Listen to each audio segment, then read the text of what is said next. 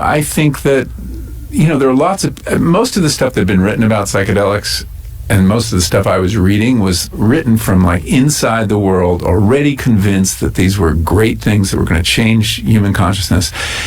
And that's a turnoff to people, especially if you have this resistance, which many, many people do. There's so much cultural baggage around psychedelics left over from the 60s. People, the risks, the how disruptive it was to society, and people still hold these ideas in their head. People say, well, don't people like jump off of buildings? I mean, I hear these, or doesn't it scramble your chromosomes? These are urban legends by and large, although there were some people who jumped off of buildings, but the chromosome thing was not true. The staring at the sun till you go blind was not true. But it's amazing the power of these memes and it just lingering in our culture. Well, there's a great fear of losing your mind. I mean, you know about the guy from Pink Floyd, and people hear about, some guy in the neighborhood that did too much acid.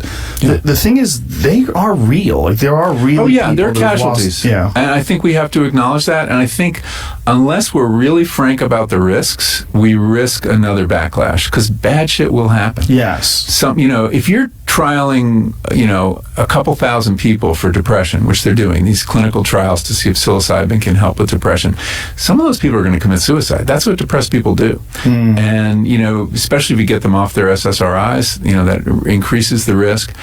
But that narrative, when someone in a clinical trial for depression with psychedelics gets out there, it'll plug into this old narrative about people jumping off of buildings.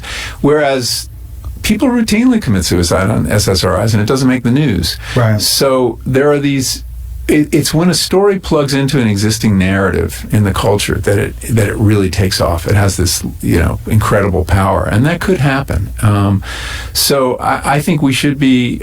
I think the way you inoculate the culture is talking about risk and say that there were casualties. There are people who did I don't want to say fry their brains, because it's pretty imprecise, but people had some psychotic breaks on psychedelics. Would they have had them anyway? There's reason to believe they would. It's not like schizophrenia rates went up during the 60s. Do you think it triggers schizophrenia, yes. though? Yeah, I think that's probably what happens. Any kind of traumatic experience can do it. Divorce of parents can do it. If you're at that age and you have that vulnerability, going to graduate school for a certain number of people does it. Extreme stress, and it can be an extreme experience. So there is a good reason that people, even second-degree relatives who have schizophrenia, you can't participate in any of these trials. They're screening people, and also for manic depression, they're screening you out, and there are good reasons for that.